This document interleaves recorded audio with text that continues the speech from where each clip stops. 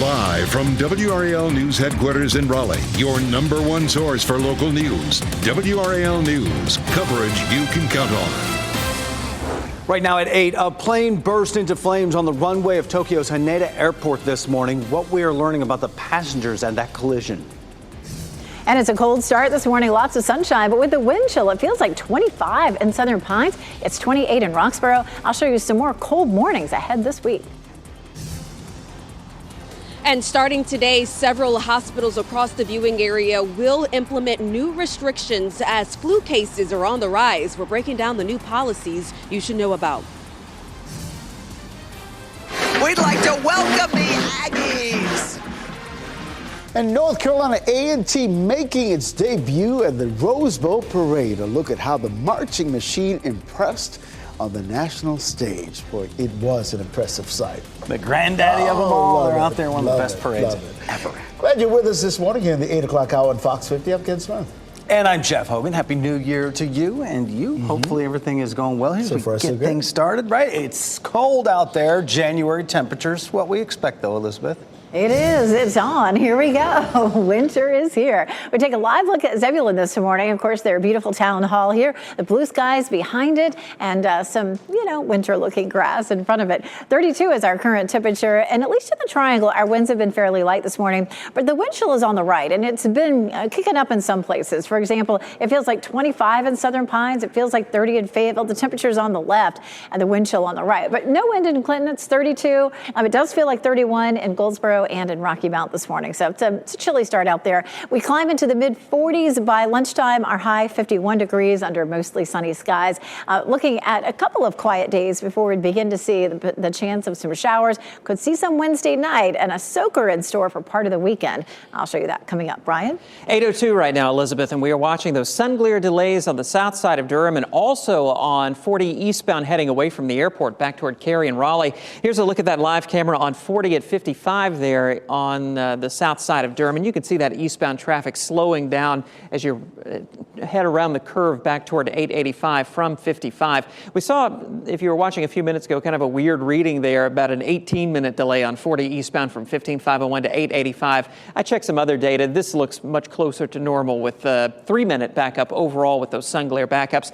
Clears up a little bit, then you hit 540 and it slows down again around the airport exits. About a 4-minute delay overall from 540 out to Wade Avenue. If you can pick up 40 eastbound from Harrison Avenue, you'll be on the other side of those sun glare delays. Taking a look around the rest of the Triangle, picking up a little bit of a backup right now on 87 southbound, right around Hodge Road in Knightdale, working to find out exactly what's causing that. A new crash reported in the past few minutes in RTP there on the southeast side of Durham, on the southbound side of Miami Boulevard at TW Alexander Drive, with some pretty big backups starting to show up on the sensors in that area. And we still have that minor crash over in Hillsborough on 70 at the 70 bypass. No big delays right now, but look out for police activity on the side of the road. Well, following some breaking news now, the bodies of 5 crew members have been found on a Coast Guard plane involved in a fiery crash at an airport in Tokyo. Dramatic video shows the moment a Japan Airlines jet collided with that Japanese Coast Guard aircraft and bursting into flames. This happened at Haneda Airport this morning. The Japanese Coast Guard says the pilot made it out safely and is in critical condition at a hospital. All 367 passengers and 12 crew members on board the Japan Airlines plane were safely evacuated. The cause of the crash is under investigation. One person is dead after a shooting in Fayetteville. Police are searching for that shooter. This happened on Harris Street around 5 o'clock yesterday evening. The WRAL breaking news tracker was on the scene as police investigated. Investigators say it was a shot spotter notification that tipped them off. And when they got there, they found David Page Jr. dead in the backyard. We'll keep continuing to cover this and update you as police search for that shooter. Today, Raleigh leaders are expected to pass a new noise ordinance. It would change the standard for how noises are considered a nuisance. It also increases the fine for violations. Just last month, City Council approved a new nightlife ordinance that will go into effect February 3rd. We'll let you know about any changes made at today's meeting. Starting today, new restrictions for visitors at hospitals in the area to help stop the spread of illness. CDC says the week before Christmas, 34,000 people in the U.S. were hospitalized with COVID, the flu, or RSV. WRAL's Laura Levine joins us live from Wake Med in Raleigh. And Laura, these new restrictions are to help protect the most vulnerable people out there. They are, Jeff. Good morning. And many people may have already noticed required masking already making a comeback at some hospitals. WigMed here behind me is just one of many that will implement new restrictions starting today to help protect the most vulnerable. We're talking about young people, especially from flu, COVID, and RSV. Now, beginning today here at WigMed, visitors in all hospital patient care areas, including waiting rooms, must be at least 12 years old. Similar restrictions go into place for UNC Hospital's Chapel Hill, Hillsborough, and Youth Behavioral Health campuses. Visitors 11 and younger are prohibited from all inpatient areas and waiting rooms. And this comes as more patients in North Carolina hospitals are being treated for flu than COVID-19 for the first time since the start of the pandemic. We spoke with Dr. David Weber from UNC about the latest steps to stop the spread among children. It's not necessarily easy to tell when a young child is ill because they can't verbalize things such as feeling poorly, fever, and others. So that is one reason. Two, children, of course, they also have higher viral loads so that they are more contagious than older individuals. And starting tomorrow, Duke hospitals will also be implementing some very similar restrictions, also only allowing 2 visitors per patient.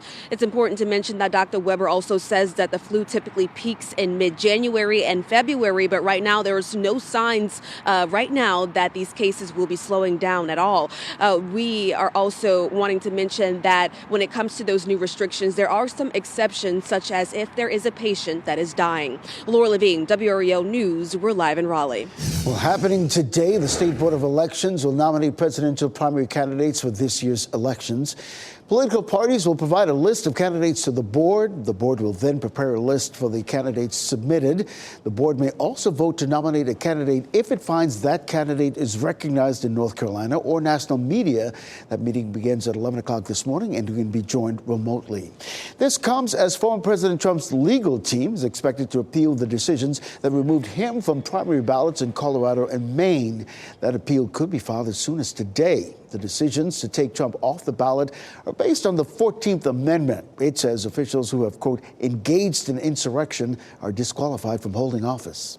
Tampa Bay Rays shortstop Wander Franco has been arrested in the Dominican Republic amid an investigation into allegations of inappropriate relationships with minors. The 22-year-old was arrested just days after he failed to appear for a meeting with a prosecutor. Franco used to play for the Durham Bulls. He was promoted to the big leagues in 2021. He was placed on administrative leave in August as Major League Baseball investigated his alleged relationships with underage girls. At least 2 people have filed legal action against the baseball player. We're working to learn the names of the people involved in a deadly crash on I-95 in Nash County. It happened around 2:30 yesterday afternoon. We know 2 people were hurt and a young man died. All 3 victims are related. We're told it was a single vehicle crash and the driver hit a tree near the town of Dorches on North Halifax Road. Loved ones of an 82nd Airborne pilot badly injured in a drone strike in Iraq are asking for your prayers. This is Garrett Illerbrun. He lives in Pinehurst with his wife and son. The drone attack happened on Christmas Day while Illerbrun was at an airbase in northern Iraq. He's now in a hospital in Germany. A close friend of the family told WRAL he has a severe head injury and is still unconscious, but he's making progress. A GoFundMe account is raising money to help the family give their son Tucker a treehouse Illerbrun had arranged and to help outfit their home with the proper supports he'll need when he comes home.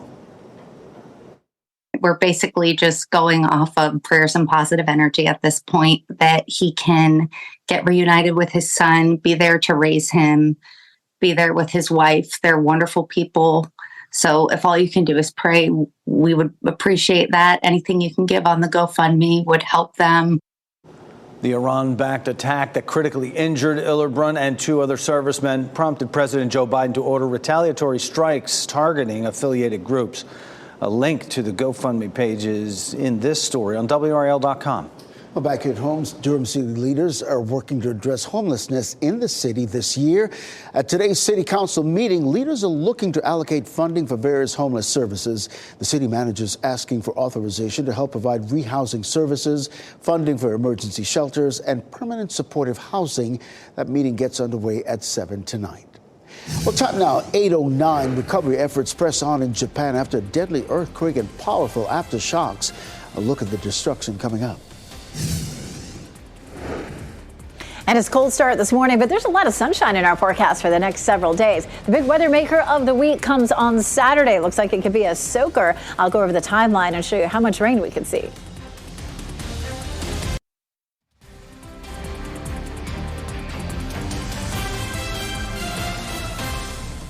.13 now as you look live at Carolina Beach. A beautiful sunrise on the horizon. Looks rather welcoming, but anyone who wants to walk on the beach right now really needs to bundle up. And for that matter, you're going outside around here, you got to bundle up.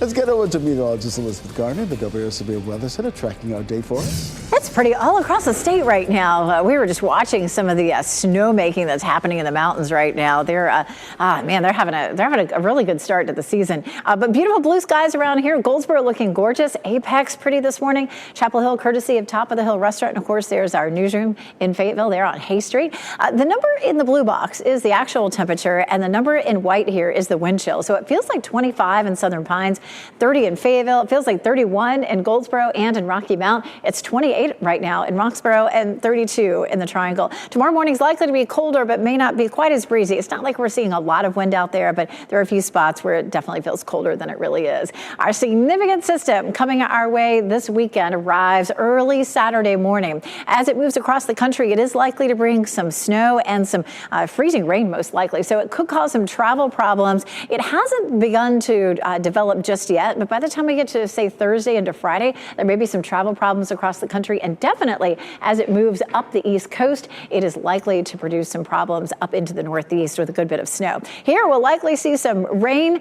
We may end up with some winter weather across parts of the mountains, and even the western part of the state could see some freezing rain. We're not very likely to see that here. And of course, everything looks quiet at the moment. We do have a system that's going to swing up the coast on Wednesday night. This rain will likely happen while the bulk of us are asleep, so this is not going to be a big deal. Minimal amounts of precipitation with this, and it all looks like it will be rain. Could be a few sprinkles south and east of the Triangle on Thursday morning. But this is our big system that will head our way. We take a look at that as we push it off through time, and we're looking at the arrival of that early on Saturday morning. Temperatures may be cold at that point. There could be a few spots, especially Durham north and west, where it begins briefly as some freezing rain with some light accumulation, and we should not have any impacts from that. Looking at some heavy rain, what we could see is the potential for some flooding. We've had several systems like this come through, and now we're starting to see the reservoirs climbing. The rivers are a little higher, so up to 2 inches of rainfall could cause some minor flooding. How about a chance of snow in the mountains? Yeah, we got a 96% chance of an inch of snow,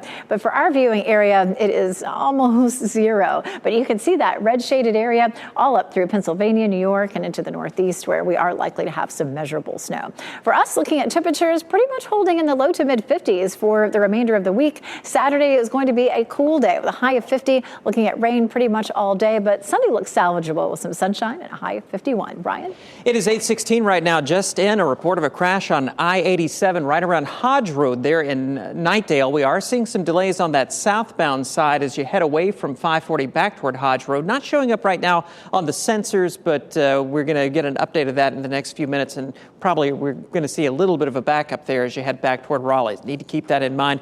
Coming up in a few minutes, we'll take a look and see if any alternate routes will save you any time this morning. Looks like they have cleared that earlier crash from Miami Boulevard at TW Alexander Drive there in Durham in the RTP area, but it looks like we still have this crash over on the east side of Hillsborough at 70 at the 70 bypass. I haven't seen any delays with this crash this morning. Looks like it's pretty minor. Still, you may see some first responders out there, especially on the side of the road, and you could run into some delays through there. And a reminder with North Carolina's move over law to give them at least one lane of room. Scoot over one lane if you're heading around those flashing lights. Around the rest of the Triangle, still looking at pretty light traffic volume overall. No trouble on 540. And the sun angle now has changed just enough that we're seeing the sun glare delays easing as you head eastbound on I-40 from the airport back toward Raleigh. And it's also looking a lot better there on the south side of Durham. The death toll keeps climbing in Japan after a series of powerful earthquakes struck the island country New Year's Day. The death toll right now is at 48 people confirmed dead. Officials say they're not wasting time as search and rescue missions have ramped up. Buildings, homes, and businesses are damaged, and power is out for thousands of people. Experts say powerful and unpredictable aftershocks could last for months. The risk for tsunamis is now over, but deadly waves could still come. During the winter season, Christmas trees, space heaters, and kitchen fires are common calls firefighters get. These instances can lead to scenes like this fire at a town home in Raleigh. Well, these fires force families to evacuate. Sometimes the people trying to escape are left with severe burns. A local man is using his survival story to educate others on how to get past a horrific tragedy like a fire. Back in 1998, Chris White suffered third-degree burns after a propane explosion in his family's garage. The most difficult part of recovery, I'm wondering what it's going to be like when you are there. Like, okay, what are people going to think about me? Like, do I look the same? Am I going to walk the same, talk the same? Am I going to be able to do everything I could before? Now White has his foundation through UNC Chapel Hill J.C. Burn Center, where he's working to raise funds to get more burn victims the counseling they need. For information on how to help Chris White raise money for burn survivors, visit WRAL.com. A section of a Raleigh Greenway Trail will close for over 2 weeks starting tomorrow. That closure is along the Neuse River Trail. It is part of the Crabtree Interceptor project, which will repair a sewer pipe in the area. The section of the trail closes tomorrow through January 19th, and there's no detour available for this closure. It's a new year, and that means new laws are in effect across the country. A dozen states are now banning ghost guns, including Colorado and California. The law prohibits firearms assembled at home or made with 3D printers without serial numbers. The minimum wage also rose in 24 states, including New York City and Washington, D.C. 2024 also brings new health care laws. In California, doctors who mail abortion pills to patients in other states will now be protected from prosecution. The outlook for the Triangle's housing market in 2024 is improving after sales slumped when mortgage rates soared in the second half of last year. Through November, the number of closed sales in the Triangle MLS was down 15% from the year before. Realtors say now is the time to snap up a home for sale because they are already seeing signs of a rebound and more competition from buyers as those mortgage rates drop. Well, January is Cervical Cancer Awareness Month, and research shows late-stage cervical cancer appears to be on the rise. Dr. Robert DiBernardo with Cleveland Clinic says that could be due in part to the pandemic and the change in guidelines for pap smears. Women now only need to get them done every 3 years, and in some cases every 5 years. Early stages of cervical cancer don't usually involve symptoms and can be hard to detect, making a routine pap smear extremely important. Dr. DiBernardo says cervical cancer is preventable and is often the result of the virus HPV or sexually transmitted infection, so testing for that is equally as important. The same goes for the HPV vaccine. Both men and women between the ages of 11 and 45 years old are eligible to get that vaccine. We developed a vaccine years ago. There's several on the market that are extremely effective at preventing cancer. In Australia, where uptake of vaccines are high, they're seeing a decrease in the amount of cervix cancer in that country. According to the CDC, roughly 13,000 new cases of cervical cancer are diagnosed every year in the U.S., in addition to 4,000 deaths. At least one thing is the same in 2024 as it has been in previous years. Taylor Swift is still making Billboard chart history. David Daniel has that and other stories in today's Hollywood Minute.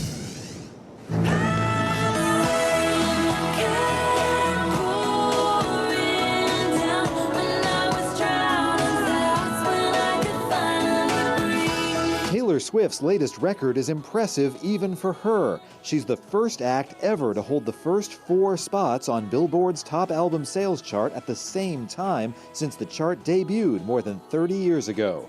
1989, Taylor's version leads the way, followed by 3 previous number ones, Midnight's, Lover, and Speak Now, Taylor's version.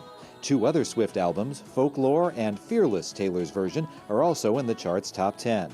Our pitch to the world was that we were going to create a debit card where you'd be able to spend your cryptocurrency in real time. It's an electronic money. Something about Bitcoins or something. I was all about Centratech. I was like, look at this makes sense. Just watching something become extremely valuable, it's like a drug. But it was all a scam. Bitcon looks at how Centratech rode the get-rich-quick frenzy of the Bitcoin boom to millions of dollars before the fraud came crashing down. The documentary is now streaming on Netflix. In Hollywood, I'm David Daniel. Doctors at UNC Children's Hospital are dancing their way into the new year with a new music video. Yeah, the team at the Chapel Hill Hospital hoping to spread a little cheer while thanking doctors and staff who work tirelessly for patients and their families. The video was also a farewell for Dr. Gold, who you saw there during the Dirty Dancing lift. My personal trainer has helped me work on my core strength over the last year so we could do the lift. And we had to do the lift, right? You hear that chuckle from Dr. Gold. Yeah, he's retiring after 35 years of treating young cancer patients. Well, time now, 8:23. Coming up, developing news out of South Korea. What we've learned about the latest attack on a political leader there just months ahead of the general elections. Plus, Snoop Dogg has a new gig tied to the world of sports. His role in the 2024 Olympics still ahead.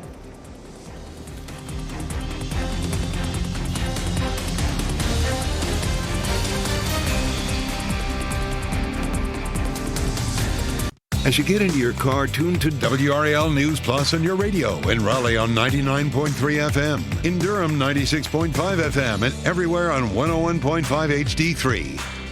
Good morning at 8:26. I'm Ken Smith. Hope you're having a good morning. We've got some bumper-to-bumper traffic on one of our major thoroughfares. Let's get over to Brian Schrader with this traffic alert. Some new information about this crash on the Knightdale bypass at the Neuse River Bridge. It's not affecting traffic on the southbound side, only on the northbound side. So traffic heading away from Raleigh back toward Knightdale. See where EMS is arriving on the scene here. We have those two left lanes blocked on 87 northbound right now at the Neuse River Bridge. A 10-minute delay showing up on the sensors. You can see with that live update, it just jumped up to an 11-minute delay. If you're trying to get around that area, try to pick up Pool Road. Take that out to Hodge Road, and then from there you can rejoin 87 northbound on the other side of that crash, Elizabeth. It's a nice day out there. We take a live look at Apex and you can see all that beautiful blue sky. We're looking at a sunny day all day long, but it's starting on the cool side and it's been breezy in a few spots. We're sitting at freezing in the Triangle. The temperature is in the blue box on the left and the wind chill on the right. It feels like 25 in Southern Pines, feels like 30 in Fayetteville, feels like 31 in Rocky Mount, Wilson, and in Goldsboro. So heading out the door, grabbing that coat, and you'll probably keep it with you all day long. If you're headed out for exercise, we're looking at mid-40s at lunchtime, a high of 51 around 3 o'clock. But this evening, temperatures will drop into the 40s pretty quickly.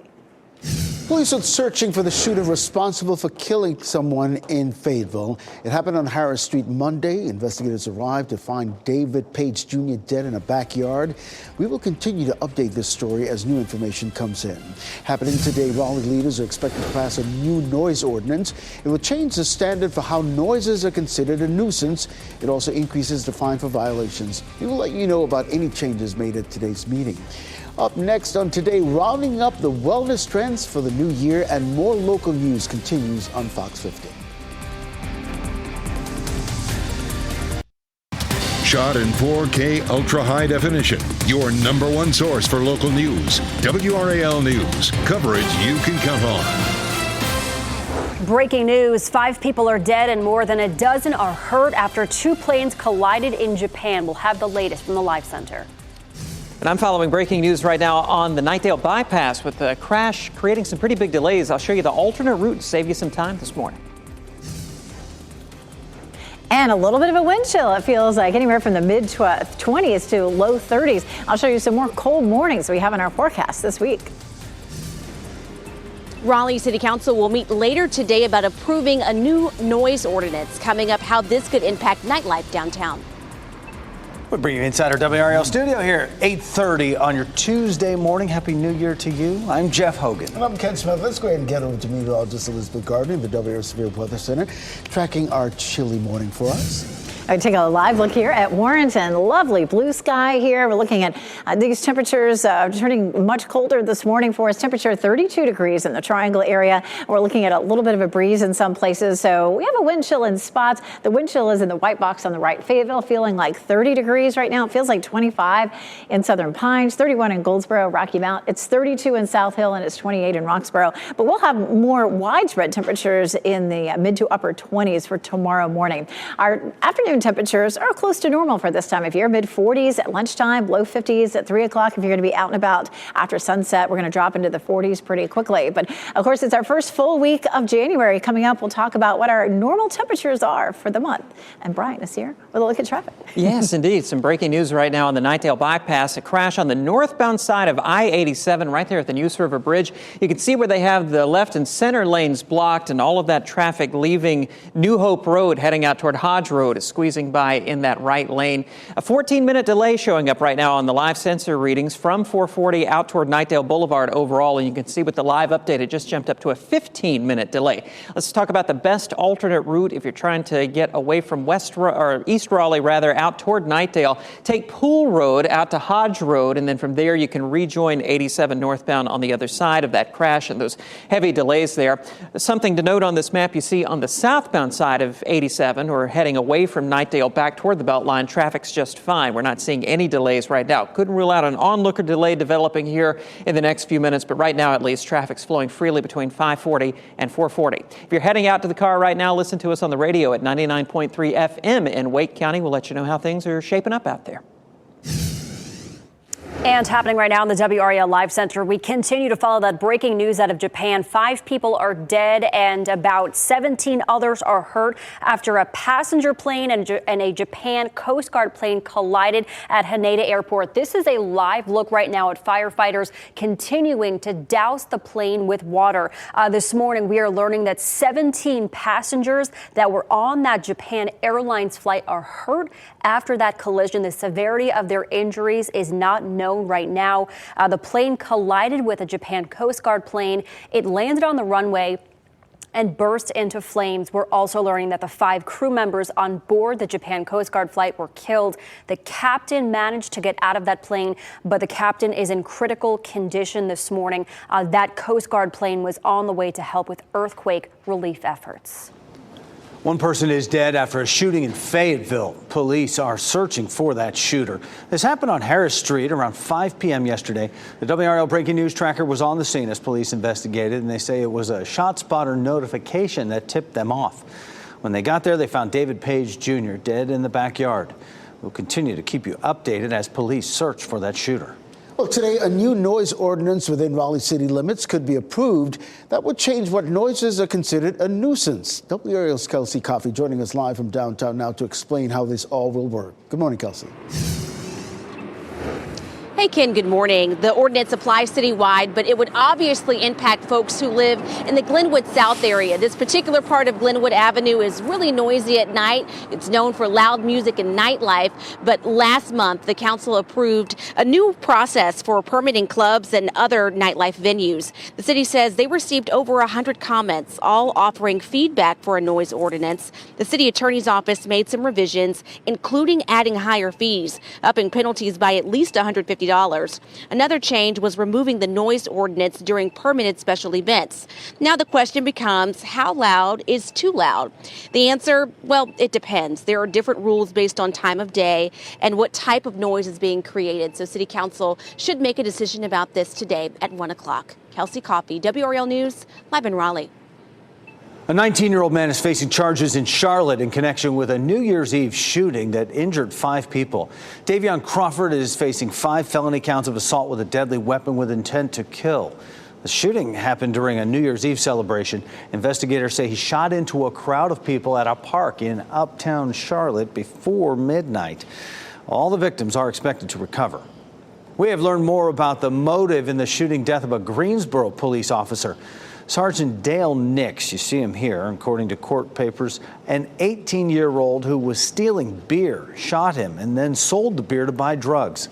2 others were also involved. People stopped by Greensboro Police Headquarters New Year's Day to pray and leave flowers and drop off cards for the officer's family.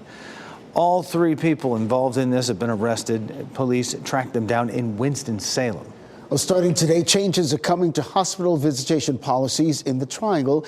This comes as more patients in North Carolina hospitals are being treated for the flu rather than COVID-19. At Wake Med waiting rooms, visitors must be at least 12 years old.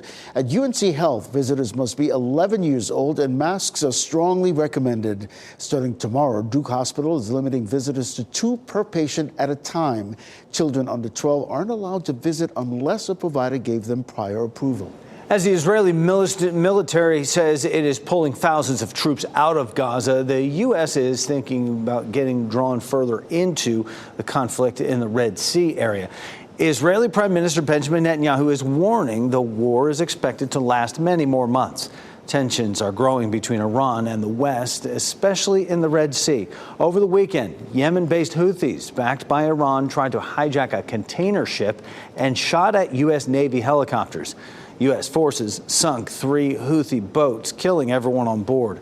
Now the U.S. must strike a balance between deterring those attacks and triggering a further war. Today, Durham leaders will discuss spending more money to address high lead levels in public parks. Families still can't use portions of the parks because of the issues. We're talking about East End, East Durham, Walltown, Lyon, and Northgate parks. The City Council wants to revise a contract to pay for more environmental testing. They will discuss the $97,000 price tag during today's meeting. We'll let you know what they decided. And today, Raleigh City Council is expected to approve the purchase of the site that used to be the state DMV headquarters. That site is on New Bern Avenue and will cost the city more than $20 million. Today's meeting may give us a better idea how the city plans to redevelop that site. Leaders haven't announced final plans for the property, but they are considering affordable housing mixed in with other uses. That decision and discussion, anyway, gets underway at 1 o'clock this afternoon. Well, someone in Michigan waking up this morning a mega millionaire after winning the Powerball jackpot last night. The winning ticket matched all 6 numbers for the estimated $842.2 million jackpot. Powerball says this was the 5th largest Powerball jackpot and the 10th largest U.S. lottery jackpot ever won. One North Carolina ticket won $50,000 from last night's drawing, so check your tickets. Here are the numbers on your screen. 12, 21, 42, 44, 49. The Powerball is 1. The multiplier was 3. 8:38 right now. Recovery efforts continue in Japan after a deadly earthquake and powerful aftershocks. A look at the destruction coming up. An inspirational story from right here in North Carolina. Coming up, we'll introduce you to this couple whose proposal video has won over the hearts of millions online.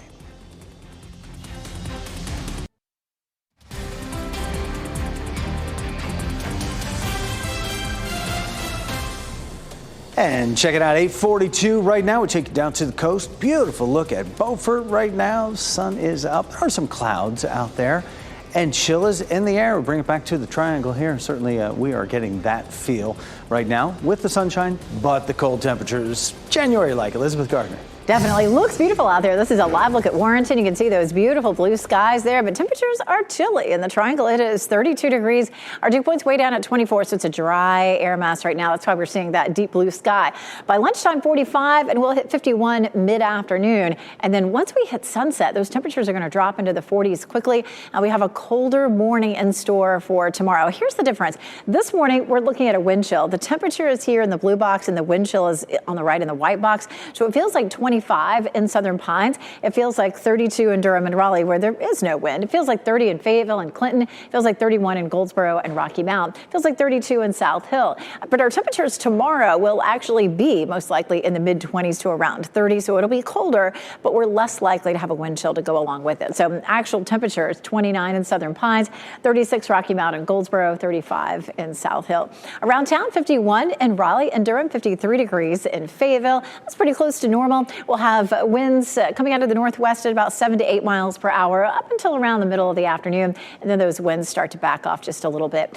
Colder than normal temperatures will be with us for the bulk of the week. It's not going to be a big departure from normal, just a couple of degrees below normal for us. But we don't have any warmth really headed our way because normal temperatures this time of year are pretty chilly. So those blue color contours are below normal. The yellows and the reds are above normal. normal. We don't see that this week. Our normal low is 32. Tomorrow morning, 29. We're up above freezing on Thursday, but back into the 20s Friday and Saturday morning. Saturday morning is going to be interesting. We will drop below freezing, and we have precipitation that'll come in, a big low pressure system that'll dump a lot of rain. Temperatures are likely to climb above freezing before the precipitation starts, but if it comes in a little bit earlier, there could be some light freezing rain, especially in our northwestern counties.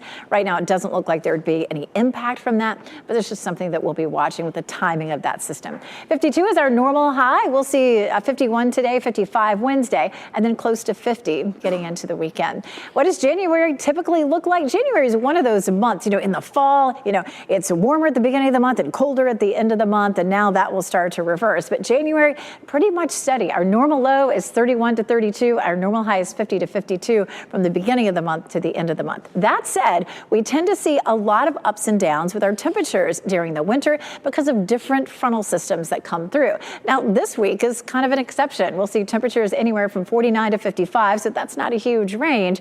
We'll see some cold mornings in the 20s and into the low 30s. And then Saturday, we're going to see a soaker of a system, could see as much as 2 inches of rain, Brian. It is 8:45 right now. Still watching this crash on the northbound side of I-87 at the Neuse River Bridge between Raleigh and Knightdale. We still have those left lanes blocked there. All of that traffic getting by in just that one right lane. We're still watching those sensor readings now. Seems like every time we show this on television, it increases another minute there with the delay. We're now up to a 16-minute delay overall on northbound 87 from 440 heading out toward Knightdale Boulevard. I want to zoom into that area, show you where those delays begin. As soon as you hit the New Hope Road interchange, you're going to start to see those backups there heading out toward Hodge Road. But if you take Pool Road, which roughly parallels 87, take that out to Hodge Road, hang a left, and then head back up to 87, you can pick up the northbound side on the other side of those delays. This is not affecting traffic on southbound 87, so that ride from Knightdale and 540 back toward the Beltline in Raleigh is looking okay. In California, an investigation is underway after the shooting death of a 10-year-old boy who authorities say was shot and killed by another 10-year-old boy. The Sacramento Sheriff's Office says KJ Frierson was shot and killed by another child. Saturday afternoon, authorities say the child who shot KJ was told by his father to grab cigarettes from the car. Instead, they say the boy grabbed his dad's gun, bragging that he had it before taking aim at KJ and pulling the trigger. KJ was found bleeding from his head and neck. He was pronounced dead at the hospital. His family's grief is heart-wrenching.